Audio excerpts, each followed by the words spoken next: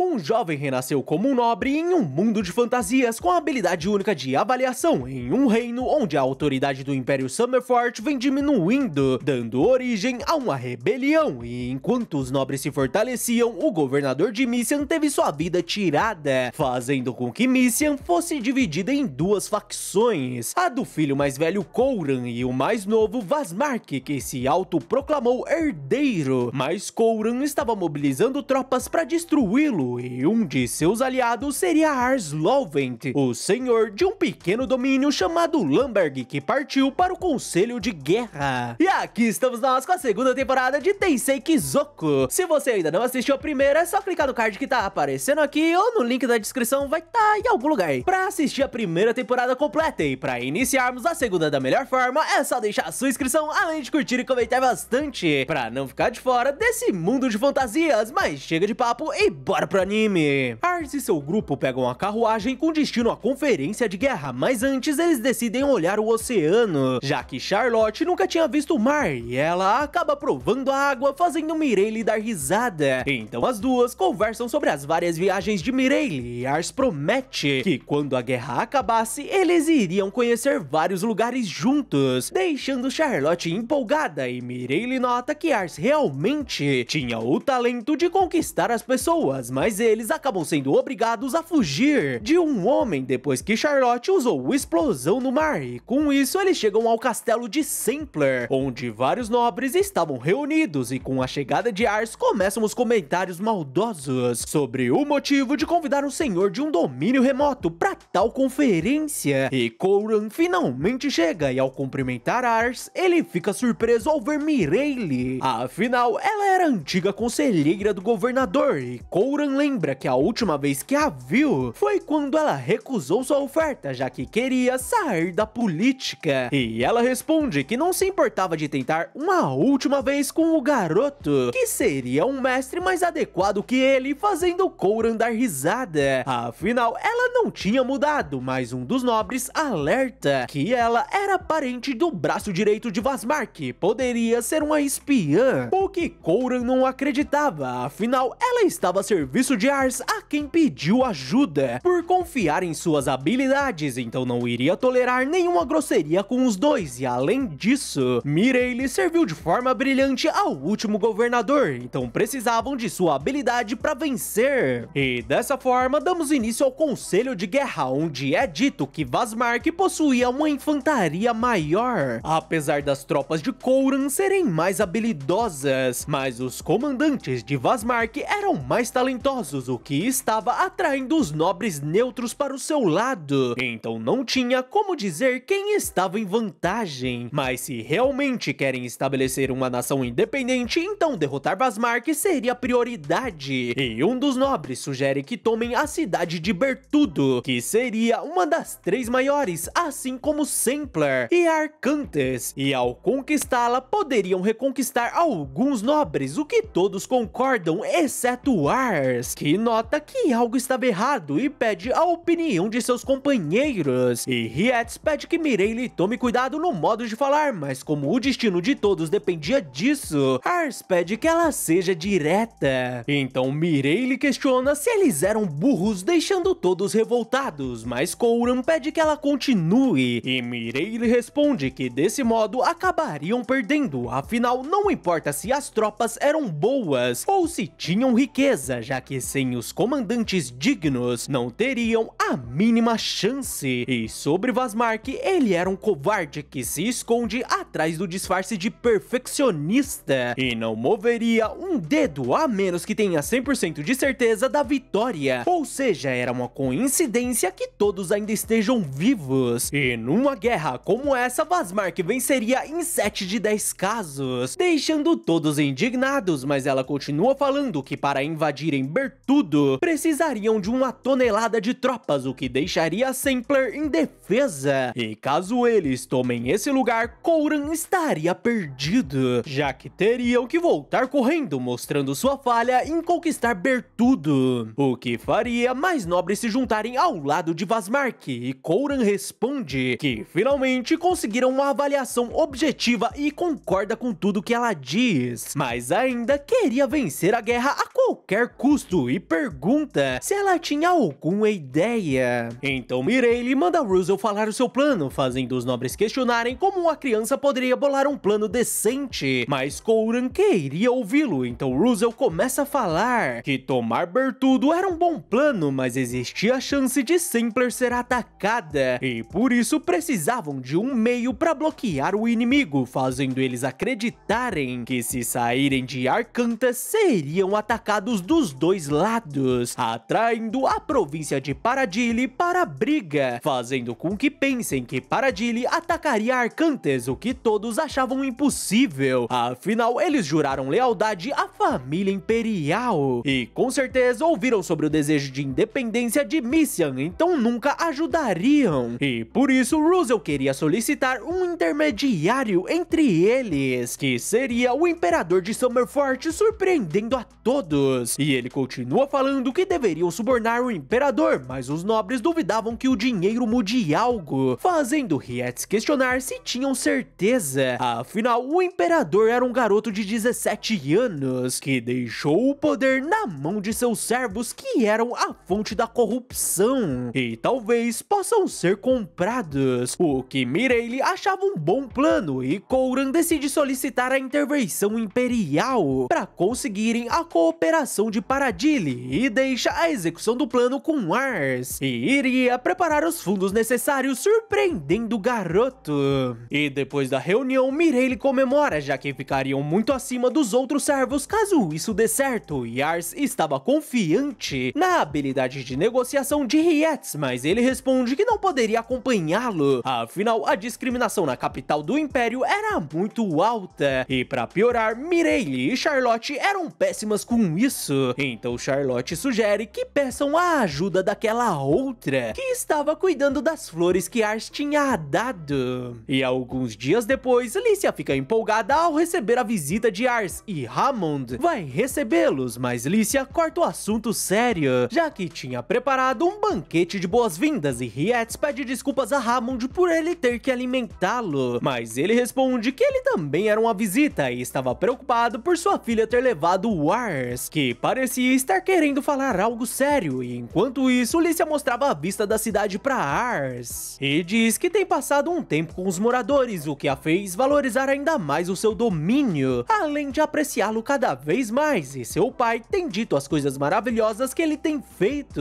e Ars responde que na verdade a maior parte era feito por seus companheiros, e Lícia responde que admirava isso nele, e começa a se aproximar do garoto, que fica nervoso, mas ela o leva até a estufa, onde estava as flores que ele a deu, e pergunta o que ele queria falar com ela, e Ars responde que antes precisava da autorização de Hammond, o que ela nega, afinal ela decidia por si mesma, e por isso estavam andando sozinhos sem parar. Então Ars começa a falar sobre o plano, deixando Lícia surpresa por ele estar dando uma tarefa tão importante para ela, e ele diz que como era uma negociação fora das terras, não poderia garantir sua segurança, e Lícia aceita sem hesitar, deixando Ars surpreso, e ela explica que tinha resolvido fazer qualquer coisa que ele pedisse, mas em troca ela queria que eles se casassem quando a guerra chegasse ao fim, e tinha decidido isso desde que se conheceram, e se lembra do primeiro passeio por Lamberg, já que queria um lugar na primeira fila para ver o mundo gentil que ele criaria, surpreendendo Ars, que começa a pensar que ela estava dizendo exatamente o que sentia por o amar de verdade, e além disso, ela sempre fez muito por ele, que decidiu que falaria direitinho com ela quando se vissem, e se pergunta o que estava fazendo, e pede desculpas a ela por ser um homem inútil, e acabou fazendo ela dizer isso, portanto era a vez dele dizer, e na verdade queria que ela se casasse com ele agora mesmo, já que ele a amou desde o primeiro dia em que se conheceram, e ela tem sido uma grande bênção em sua vida, e apesar de poder ter um casamento mais tranquilo, depois da guerra ele não sabia quanto tempo iria demorar, ou quais perigos iria encontrar, e admite que não tinha muito a lhe oferecer, apesar de estar cercado de companheiros incríveis, mas mesmo em meio à guerra, ele queria ela ao seu lado para protegê-la, e emocionada, Lícia aceita o pedido, mas ela quem iria protegê-lo para que continue trilhando o caminho que escolheu, com companheiros maravilhosos, e agora, como sua esposa, ela jura dar sua vida para ver seus sonhos se tornarem realidade. E seu pai é pego de surpresa pelo anúncio do casamento, mas nota que a expressão de sua filha, que sempre foi obediente, estava diferente. Então concorda com o casamento e iniciando um grande banquete de comemoração que deixa todos emocionados. Mas depois de alguns dias, Fan conta que quem estava exercendo a autoridade do Império seria o ministro Chakma, que apesar de novo era muito ambicioso e promovia qualquer política que o beneficie, e aconselha que Ars tenha cuidado com esse adversário difícil. Ars explica que iriam para a capital, onde pediriam que Chakma medie um encontro entre eles e Paradile, onde Lícia cuidaria das negociações, mas Mireille estava aflita por eles serem crianças, e por esse motivo Lícia conseguiu que Lumeire os acompanhasse. Afinal, ter um adulto subordinado de confiança de Couron ao lado deles daria seriedade à causa, já que as negociações começavam antes mesmo de chegar à mesa, fazendo Mireille admitir que entendia o motivo do garoto ter escolhido se casar com ela, deixando Charlotte indignada por ainda não ter reconhecido o noivado. Mas Lícia admite que dividiram a casa com ela era um sonho que se tornou realidade, deixando ela toda boba, e com isso Ars decide levar Charlotte como a guarda deles, já que como iriam viajar de navio, ele queria que ela conheça o mundo. É pra Ars e Lícia que descobriu que Vazmark formou uma aliança com a província de Seites, e assim que conseguir mais informações, ele voltaria a falar com eles. E Ars percebe que nesse ritmo, Couron ficaria em uma guerra de duas frentes, e Lamberg seria o primeiro lugar a ser atacado caso Seites invada. Mas Lícia pede que ele não se preocupe, já que com Paradile ao lado deles ficariam empatados, porque qualquer invasão teria uma grande perca para ambos os lados, o que dificultaria que eles passem pela fronteira. Então deveriam garantir que a negociação seja um sucesso, deixando Ars impressionado por ela ter pensado nisso, e Lícia fica envergonhada ao admitir que tem estudado muito. Afinal, ficou feliz por ele estar confiando tanto nela, mas Charlotte quebra o clima dos dois, que pensavam que ela estava dormindo, e ao chegar em Sampler, Couron diz sobre a união de Vazmark com Seites, mas Lícia diz que já estavam cientes, e após a negociação com Paradile, eles deveriam negociar com Seites para impedir a invasão, fazendo Couron admitir que Ars tinha um espião impressionante, além de uma esposa muito inteligente, e elogia o julgamento impecável de Ars, além de pedir desculpas por sobrecarregá-lo. Mas um garoto pergunta se Ainz era o responsável pela negociação, e Couron diz que era Ars, e apresenta seu filho Heng, e ele pergunta se essas crianças realmente iriam conseguir negociar, e Couron responde que mesmo eles sendo vassalos, ele não poderia ser tão rude, e Heng pede desculpas a Ars, que olha suas habilidades, enquanto ele se retirava, mas Couron pede para conversar em particular com Ars, mas Heng os observa, e voltamos para Couron, que pergunta se Ars conseguiu algum vislumbre sobre as capacidades de Heng, que teve pouca disciplina quando criança, e agora com 20 anos ele gostaria de extrair o melhor de seu filho, mas não sabia como, e Ars responde que as habilidades de Heng podiam não valer muito agora, mas ele tinha um potencial impressionante, deixando Couron aliviado. E depois disso, Ars vai até o porto, onde Charlotte estava animada para enviar os presentes para as crianças do orfanato, e Ars nota Lícia olhando um broche e decide comprar, e admite que se sentia mal por não ter dado um anel de casamento para ela, então gostaria que ela aceitasse isso por enquanto, deixando Lícia maravilhada. E no navio, eles são surpreendidos por Heng, que diz que como eles eram crianças, deveriam estar se sentindo inseguros apenas com Lumeire de adulto, e por isso decidiu acompanhá-los, e Ars pergunta se Couron aprovou isso, e Heng responde que não precisava, afinal era um adulto e tomava as próprias decisões, e se voltar com uma conquista, isso agradaria seu pai, mas quando o navio começa a navegar, todos ficam enjoados, menos Charlotte, e eles acabam salvando alguns homens que estavam em um pequeno barco, e Lumeire diz que eles devem ter ficado com medo de estarem naquela naquela situação, já que tinham rumores que haviam piratas por ali. E quando Charlotte se aproxima deles, eles a capturam e mandam todos passarem seus objetos de valor, mas Charlotte se irrita e os ataca por estarem atrapalhando sua primeira viagem marítima. E com eles aprisionados, Hank diz que eles atacarão um navio do próximo governante de Missian e ficariam amarrados até chegar na capital, mas algo incomoda Ars, que pergunta o que eles faziam para viver, e Hank responde que com certeza eles seriam piratas, e Ars diz que a faca deles parecia com uma ferramenta de limpar peixe, fazendo eles admitirem que eram pescadores que trabalhavam no porto da capital e receberam um empréstimo imperial para comprar o necessário para trabalharem, mas os diversos problemas financeiros da capital acabou forçando eles a pedir dinheiro emprestado a um comerciante, mas não conseguiram superar os juros, e como tinham família, eles precisavam de dinheiro para alimentá-los, mesmo que seja fazendo coisas erradas. E Hank responde que nada justificava seus atos, mas Ars os entrega 2 pedras, que se venderem poderiam conseguir 3 moedas de ouro, deixando Hank indignado. E o homem diz que não precisavam de sua piedade, e Ars responde que isso não era pena ou caridade, e sim um empréstimo, para que eles voltem a pescar e poderiam pagá-lo quando puderem, sem nenhum juros, fazendo Hank questionar se ele realmente iria confiar neles. E Ars pergunta se um senhor que não confiava em seu povo realmente podia esperar sua confiança, e mesmo com a possibilidade de ser traído, ele preferia confiar neles, já que nada mudaria, a menos que um dos lados tente mudar, e ao confiar no povo, um dia eles confiariam neles, fazendo Hank admitir que ele era um tolo e os homens libertados o achavam muito ingênuo, mas Ars apenas esperava que pudesse encontrá-los novamente. Mas ao chegar na capital imperial, eles notam que a pobreza tomou conta do lugar, apesar dos nobres estarem desfrutando do luxo, fazendo Ars se perguntar se a desigualdade de riqueza criava esse tipo de divisão. E Hank diz que o ministro Shakma estava tão cego pelo dinheiro que nem conseguia governar direito, e se ele for tão estúpido, negociar seria mais fácil do que esperava. E Lícia pede que eles sigam sem ela, já que tinha alguns preparativos pro dia seguinte. E no dia seguinte, Ars fica curioso sobre o motivo dela ter comprado aquelas roupas e joias, e ela responde que ele entenderia mais tarde. Dessa forma, eles se encontram com Shakma, que deixa Ars impressionado com o nível de sua inventividade, diplomacia e ambição. E Shakma diz que tinham pouco tempo, então deveriam ir direto ao assunto. Afinal, eles devem ter vindo para que o imperador possa intermediar as negociações com Paradaily. E Hank se apresenta como o próximo governante de Missian que veio garantir uma negociação bem-sucedida. Mas Shakma responde que sua presença não faria tanta diferença, afinal a única coisa que se importava era quanto iriam pagar. Mas vamos voltar à noite anterior, onde Lícia disse que o mais importante seria uma resolução rápida e decisiva, e tinham 2.000 moedas de ouro a oferecer em negociação, então caso ele peça mais do que isso, teriam que retornar a Sampler, e os mares da guerra podiam se voltar contra eles, e para ter uma negociação mais tranquila, eles teriam que fazer a outra parte pensar que estava fazendo um bom negócio, começando com uma oferta muito baixa, e na atualidade ela oferece 500 moedas de ouro. Mas Shakma questiona se ela não tinha esquecido um dígito e não aceitaria menos que 5.000 ouros, mas Lícia começa a rir, afinal 5.000 moedas excedia o atual orçamento do Império, então com certeza ele estaria brincando, e ao ver a cidade ficava claro o quanto estavam sofrendo financeiramente, e oferece 800 moedas, mas Shakma tinha certeza que Sampler poderia pagar mais do que isso, o que Lícia já estava prevendo, e ao oferecer 900 moedas, ele se levanta para ir embora, mas Lícia implora para que ele espere, e em lágrimas ela concorda em dar 1.000 moedas, mas não poderiam ir mais longe, fazendo Shakma concordar em ajudá-los. E Ars se lembra de Lícia ter o dito que se o fizerem pensar que ele roubou tudo o que tinham, eles ficariam satisfeitos com qualquer pichincha, fazendo Ars admitir que ela era incrível. E quando Ars questiona se ele iria intervir a favor deles, Hank o interrompe e manda pararem com essa conversa fiada e mesquinha, e pagar ao homem com as 2.000 moedas que tinham trago, porque não podiam permitir que ele subestime a capacidade financeira de Sampler, fazendo Shakma questionar se estavam tentando enganá-lo, e cancela a negociação, fazendo Ars pedir seu perdão. Ele oferece as 2.000 moedas, mas Mas Chakma responde que ele insultou o primeiro-ministro, embora se pagassem essa totalidade ao Império junto a uma quantia satisfatória para ele. Em pedido de desculpas, ele faria vista grossa e se retira, deixando Ars em choque com a negociação fracassada, e Heng diz que ele era um verdadeiro babaca e teriam que voltar para Sampler para pegar mais dinheiro, deixando Ars irritado porque esconderam o orçamento para não ter que retornar, e questiona o motivo dele ter dito aquilo. E Heng responde que a culpa era de Ars por ter mentido, e se tivesse oferecido os 2.000 em primeiro lugar, as coisas teriam ocorrido mais facilmente, e se ele não tivesse dito nada, daria a impressão que Sampler estava falindo, e Ars diz que se tivesse oferecido de imediato, ele iria pedir mais dinheiro para tirar vantagem deles, e Lícia, que parecia calma, pede que os dois se acalmem, já que não teria o que fazer pelo que tinha acontecido, e em seguida ela corre até o ministro pedindo desculpas pela grosseria, e o ministro responde que como eles não tinham mais dinheiro, teriam que retornar para Sampler, mas Lícia responde que tinha algo com ela e começa a tirar sua roupa, deixando todos surpresos, e ela diz que comprou na melhor costureira e joalheiro da capital, e devia valer um bom preço, e o acompanhante de Chakma avalia em 500 moedas de ouro. E Lícia pede sua misericórdia, fazendo Chakma admitir que sua determinação era impressionante, e aceita as roupas junto às 2.000 moedas para mediar com Paradile, mas questiona se Kouran era realmente leal ao imperador, afinal ouviu sobre seu desejo de independência, e Heng responde que a província de Missian buscava independência, então não tinha lealdade ao imperador, deixando Ars aflito, mas Chakma não se importava com isso, e aconselha que tenham cautela com as negociações com Paradile, e naquela noite eles comemoram por ter conseguido, apesar do pequeno problema, mas Lícia responde que tudo aconteceu exatamente como tinha planejado do começo ao fim, surpreendendo todos. Lícia revela que sabia que Chakma iria procurar algum pretexto para pedir um suborno, e quando Heng revelou o orçamento, ele conseguiu o que queria, afinal as negociações iniciais foram apenas um prelúdio do verdadeiro desafio de quanto teriam que pagar de suborno, e como não tinham tempo para retornar, ela deixou suas roupas e joias preparadas desde o início, já que acreditava que se o suborno fosse em um ato de desespero, Chakma aceitaria, afinal ele não era tão simplório a ponto de acreditar em suas palavras de imediato, e ao aproveitar o erro de revelar o orçamento, ele acreditou que estava acima de qualquer suspeita, sem saber que ela tinha organizado tudo com antecedência, deixando todos impressionados, mas Heng diz que eles estavam errados e se retira, e Lumeire vai atrás dele. Heng diz a Lumeire que não podia acreditar nos dois, já que tinha orgulho de Missian, o lugar em que nasceu e cresceu, e apesar da negociação ter dado certo, ela foi baseada em mentiras, fazendo ele se questionar se aqueles dois eram realmente leais a Missian, e Lumeire responde que não era disso que se tratava, afinal ele nasceu no poder sem a necessidade de mentir ou bajular, enquanto aqueles dois tinham um status muito abaixo do dele, e não tinham poder, mas como mestres de seus domínios estavam sempre pensando na melhor forma de proteger seu povo, e sem mentiras ou enganos ociosos, eles não poderiam protegê-los e defender a honra e o orgulho para proteger seu povo. Era a prova do amor por Missian, mas Heng corre de Lumeire, que se lembra de quando ele era pequeno e pede que Ars não despreze Heng, que apenas era muito fraco, mas se ele conseguir aprender a melhor maneira de expressar seu amor, ele se tornaria um soberano excelente. Mas o dia do encontro com Paradile finalmente chega, e depois de ficar fora por 7 dias, Heng se junta a eles, que estavam diante dos líderes que não seriam movidos pelo dinheiro como Chakma. Mas antes de iniciar as negociações, o ministro de Paradile pergunta sobre os rumores deles estarem visando a independência, e como Missian era o lar de muitos nobres, eles se perguntavam se suas preocupações eram oportunistas, afinal buscar a independência era um ato de alta traição, e exige uma resposta de Heng, que diz que na verdade essa era uma busca de Vazmark,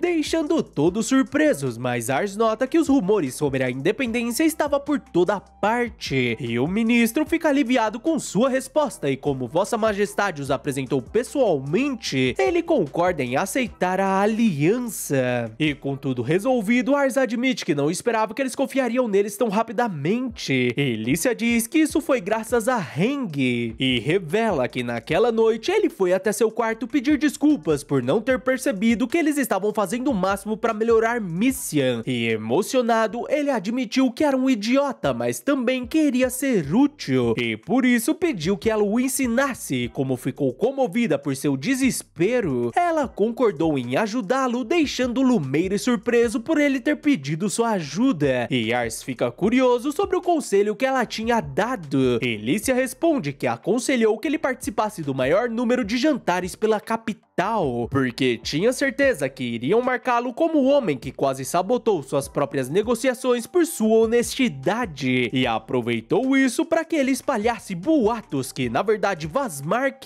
quem estava buscando a independência, o que tornou tudo mais convincente. Heng diz que sua tolice causou problemas para eles, o que Lícia nega, afinal sua vontade de mudar por si só era uma coisa maravilhosa. E Ars concorda e graças a ele formaram a aliança com Paradile, fazendo Heng admitir que aprendeu muito nesses 10 dias e promete trabalhar duro para tornar Mission um lugar melhor junto a Ars, deixando Lumeire emocionado. E depois de conversarem com Seitz para impedir sua invasão, eles retornaram para Sampler, onde Kouran os agradeceu e chamou a atenção de Heng. Afinal, se algo tivesse dado errado por sua causa, o resultado seria terrível. E Heng pede perdão por aquilo e Kouran pergunta qual foi a sensação ao vê-los negociando. E ele responde que percebeu que ainda lhe faltava muitas coisas e por isso estava indo imediatamente para os campos de treinamento, porque tinha muito a aprender para ser o próximo governante, deixando Kouran orgulhoso e Ars surpreso pelas estatísticas de Heng terem aumentado. E Kouran agradece Ars como pai por ter sido uma boa influência, e como recompensa pela negociação ele concede 100 moedas de ouro para cada, já que sua talentosa esposa fez eles economizarem muito dinheiro com o suborno. E Ars fica feliz porque isso seria o suficiente para consertar os poços da vila e aumentar o salário dos soldados, mas com isso resolvido, Kouran começa a falar sobre a próxima fase, onde iriam invadir Alfarda, e nomeia Ars e Lumeire como os comandantes da força de Kanahi, porque queria atacar antes que o oponente expanda suas forças. E naquela noite, Charlotte foi até Ars porque estava preocupada, afinal parecia um pouco duro fazer essa grande missão sua primeira incursão. E Ars responde que estaria mentindo se dissesse que não estava com medo, mas se perder a coragem não conseguiria se sentir bem com seu pai, então tudo ficaria bem, já que agora ele era o senhor do domínio e estava pronto para isso. E Charlotte promete que faria tudo para ajudá-lo, assim como Lícia que os observava. E vários dias depois, Russell estava indignado porque Mireille prometeu ensiná-lo táticas de guerra depois do treinamento, mas Rietz não acreditava que ela podia conseguir ensiná-lo enquanto estava bêbada, e ela responde que o jovem não falava com ela daquele jeito,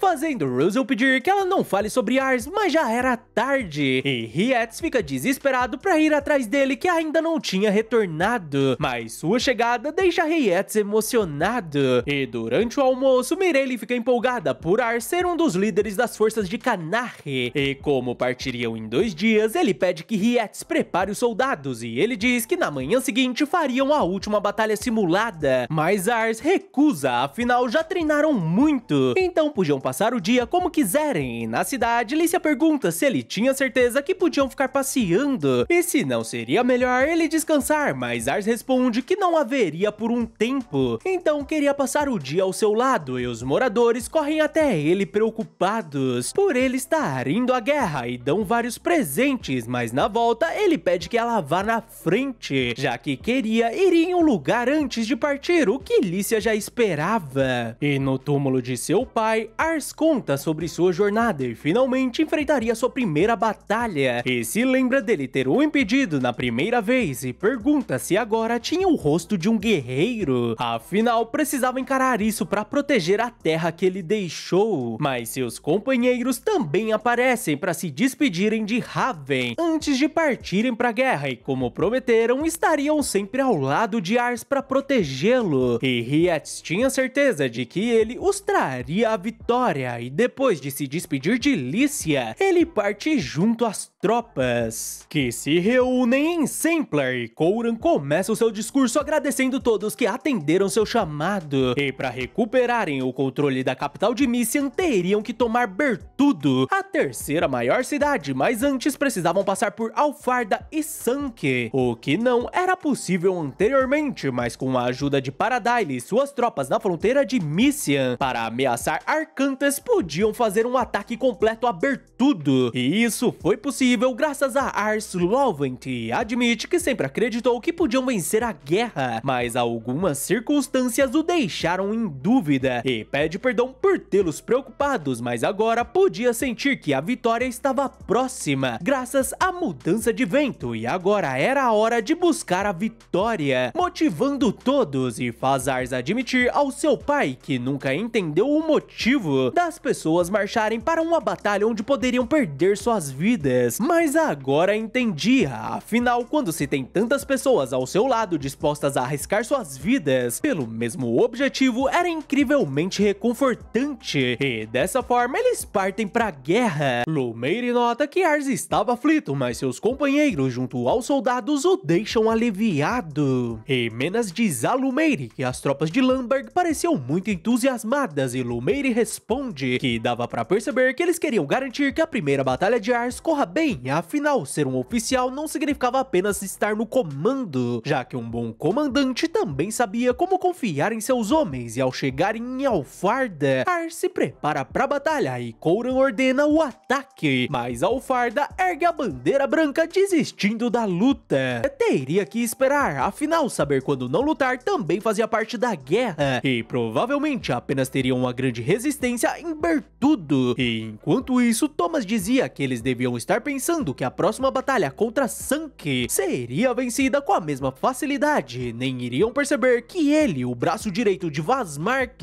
veio pessoalmente, e Fredor, o governante de Sanke, o agradece pela ajuda, e ele responde que Vazmark não lutava em batalhas perdidas e sairiam vitoriosos mesmo se perderem, o que Fridor não entende, mas Thomas diz que não era nada que ele precisasse pensar, se retira, e a filha de Fridor, Selena, diz que mesmo Thomas sendo superior a ele, ele não deveria abaixar a cabeça, afinal ele era o líder de Sanke, que estava deixando essa batalha com outra pessoa, e ele responde que era melhor seguir o plano dele, já que essa era uma batalha importante, e defender o Forte Vakmakro era algo crucial, e por isso Selena pede que ele a deixe cuidar do forte, e voltamos para Alfarda, onde Coran perguntava se alguém tinha um plano para ter o mínimo de baixas na próxima batalha, e Russell sugere que eles ataquem os fortes ao redor do castelo, que possuíam cerca de 1000 soldados cada, e ao dividir as tropas em 3 destacamentos com 4000 soldados atacando simultaneamente, eles não teriam problemas e forçariam Sanke a se render, o que Coran concorda, e por isso ele junto às forças principais iriam aguardar próximo ao castelo, e quando tomarem os fortes, eles se reuniriam e atacariam o castelo, e deixariam o forte Vakmakro com Ars e Lumeire, já que era a fortaleza mais importante. E diante a fortaleza, Russell sugere que enviem um batedor para o cume, e Mireille diz que ele era um menino bom que seguia as regras, e era óbvio que um estrategista deve pensar como mover seu exército, mas não fazer mais do que isso era coisa de amador. Afinal, um estrategista se colocava no lugar do inimigo para imaginar como derrotaria seu próprio exército, e como estavam em menor número, eles apenas venceriam se os pegarem de surpresa, e pergunta como ele faria isso, e Russell responde que quando o inimigo tentasse cercar a fortaleza, atacaria em pinça, o que Mireille concorda, e por isso, além de enviar o batedor, eles deviam montar um mirante na base da montanha, para impedir um ataque adicional, fazendo Ars notar que a presença de Mireille fez Russell crescer bastante, e na fortaleza, Selena é avisada sobre a aproximação do inimigo, e com isso ela ergue uma barreira, o que Ars e seus companheiros não achavam um problema, e com a água mágica posicionada, os magos começam o ataque contra a barreira, que fica intacta, mas com o disparo da magia de Charlotte, ela se quebra, surpreendendo a todos, mas a barreira é restaurada, e Mireille nota que eles tinham um mago poderoso, fazendo Ars questionar se poderiam superá-lo, mas Charlotte questiona quem ele achava que ela era, e apenas precisava atacar mais rápido, para eles não conseguirem conseguirem repará-la e não aceitaria perder a primeira batalha dele. E na fortaleza, Selena admite que foi um belo ataque, mas não precisavam vencer essa batalha. E o mago recebe uma mensagem dizendo que 1000 tropas estavam vindo em direção a eles, o que Russell tinha previsto, então Lumeire ordena que 2000 soldados os enfrentem. Mas o mago fica aflito porque a força principal estava escondida atrás daquele batalhão com 10.000 soldados. E Mireille nota que enviaram todo o exército para defender esse forte e se pergunta quem pensou nessa estratégia ousada, e Russell admite que seria difícil de executar o plano, e se descerem a montanha poderiam ser atacados ou perseguidos e talvez não seja mais possível tomar a fortaleza, e se ficarem ali seriam pegos em duas frentes, mas se conseguirem tomar a fortaleza e aguentar até a chegada de Coran para apoiá-los, o inimigo que ficaria cercado. Então tinham duas opções, uma de baixo risco e baixo retorno ou alto risco e alto retorno. E Lumeire pergunta quanto tempo os magos levariam para derrubar o domo, e ele responde que meio-dia, então Lumeire decide se retirar para garantir um mínimo de baixas. E por pior que seja, Mireille admite que eles fizeram um bom plano, mas nota que Ars não tinha desistido. E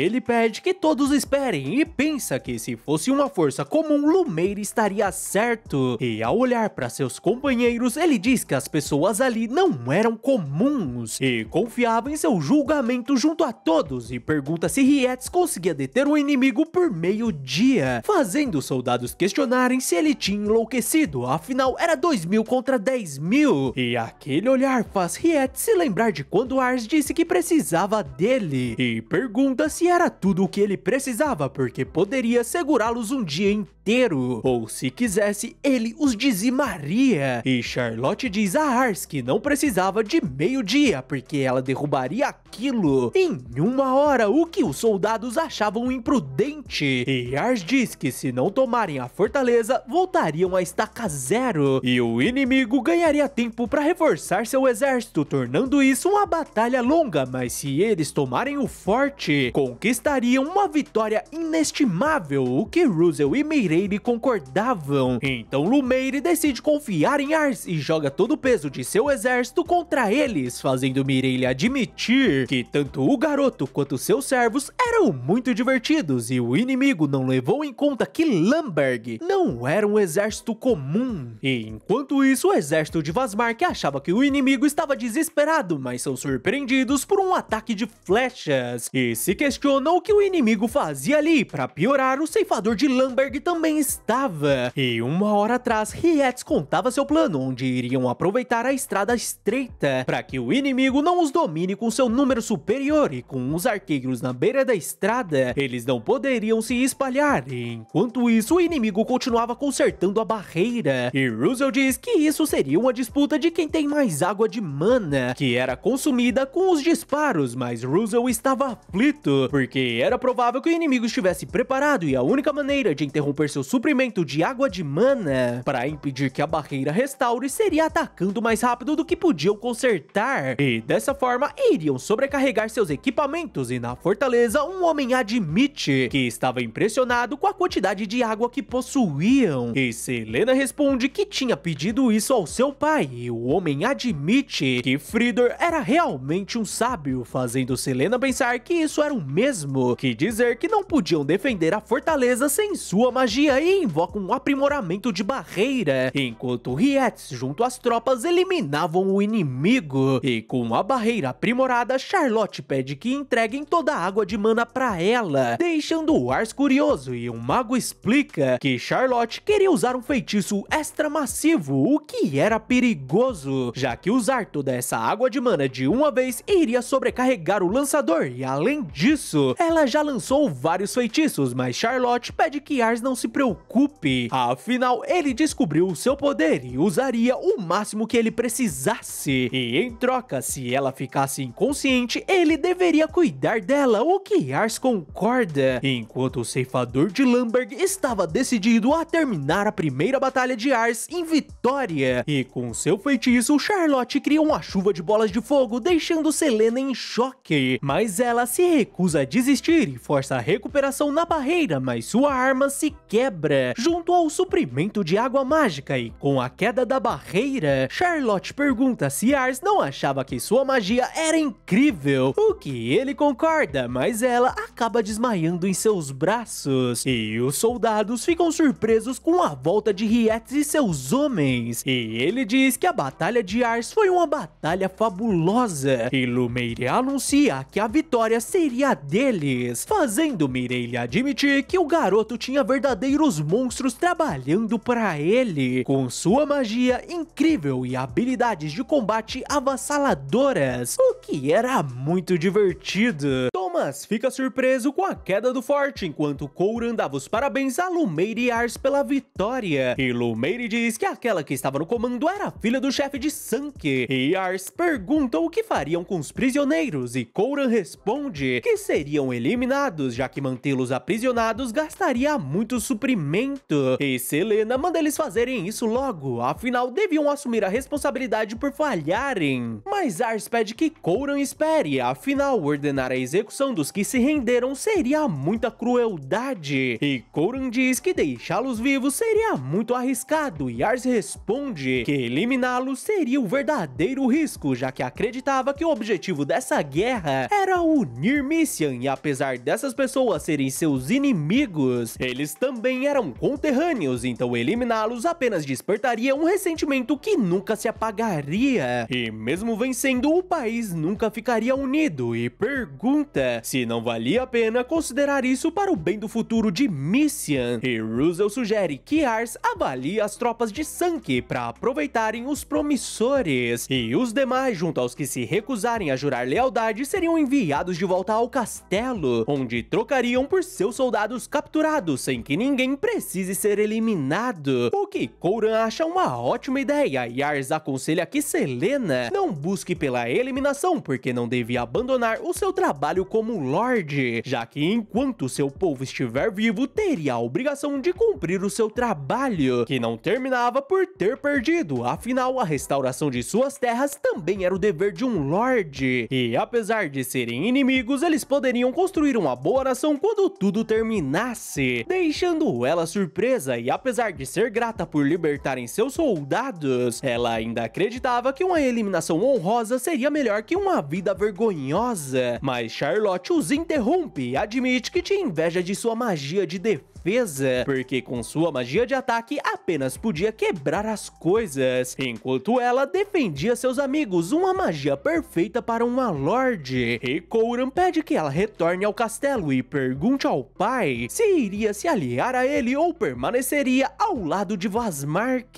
quarto onde fica surpreso ao ver Pan, que o avisa sobre o castelo de Sanke, que planejava resistir e estava confiante em sua defesa, principalmente com a que chamavam de portão impenetrável. E além disso, Thomas, o braço direito de Vazmark, estava ajudando o chefe de Sanke, o que não surpreende Mireille, e com essa informação, Ars vai até Coran, deixando Russell pensativo sobre toda a situação, e enquanto isso, o líder de Sanke ficava feliz por ter sua filha de volta. Mas Selena pede que ele a repreenda, porque seria isso que o homem que ele era quando a deu esse pingente faria, e questiona o que o fez mudar tanto, e no dia seguinte, Coran diz que o espião de Ars estava certo, e os soldados de Sanke pareciam determinados a resistir, então ele ordena que as tropas avancem, mas os soldados de Sanke estavam confiantes, já que ninguém nunca conseguiu atravessar o portão, mas a determinação dos soldados de Coran os deixam impressionados, e para surpresa de todos, o portão começa a se abrir. Os soldados ordenam que fechem, mas Pan se recusa, afinal eram ordens de seu contratante, e vamos voltar à noite passada, onde Russell dizia que seria difícil passar o portão, então pediu que Pan se infiltrasse para abri-lo por dentro, e como estavam enviando os soldados para a troca de prisioneiros, seria o melhor momento para isso. E Selena é avisada sobre a invasão das tropas. Ela ordena que os soldados se reúnam para atacar com tudo, mas o soldado avisa que Fridor ordenou que se rendessem, fazendo ela se lembrar de quando seu pai retornava do campo de batalha e suas histórias eram a coisa que ela mais gostava. E quando ele a deu esse pingente, ele disse que a coisa mais importante na batalha era a coragem. E esse pingente era um símbolo de coragem, mas com o início da disputa de sucessão, Permician, o seu pai, mudou e quando soube que a guerra estava chegando, ele ficou covarde, fazendo Celaena se sentir traída porque seu pai forte e autossuficiente não existia mais. E ao encontrá-lo, ela questiona se desistir era o que um Lorde devia fazer e admite que não queria se tornar como ele, então lutaria até ser eliminada. E Thomas elogia seu espírito de batalha e como ela se saiu bem na defesa do forte. Eles ganharam muito tempo, mas esse castelo já era, o que não era um problema, afinal tinha um plano para vencer mesmo que eles percam. E os mostra um catalisador para magia explosiva e revela que preparou feitiços de explosão em vários lugares do castelo e todos estavam vinculados a este catalisador. Então eles teriam que fingir que estavam se rendendo para atrair Coran para dentro e explodi-lo junto ao castelo. E Fridor pede que comecem a evacuação, mas Thomas responde que todos deviam permanecer no castelo para explodirem juntos, afinal um castelo abandonado seria suspeito. E apesar de ser possível ativar o dispositivo à distância, seria mais efetivo ativá-lo na presença de Coran. E essa seria sua última chance de glória, e Celaena diz que ficaria feliz se fosse eliminada em uma luta justa, mas isso era covardia, e Thomas responde que isso era apenas um clichê dos fracos e como perdedores, eles não tinham o direito de ensiná-los sobre guerra, afinal Vazmark não aceitava derrotas, e essa era a oportunidade de Fridor ser eliminado com a honra de um guerreiro, fazendo Celaena se lembrar das palavras de Ars, e ao ver uma das servas chorando, ela se lembra dele dizendo que enquanto seu povo estiver vivo, ela não deveria abandonar suas responsabilidades de Lorde. Fridor diz que entendia e Celaena se pergunta pra que eles serviam se não serviam pra proteger o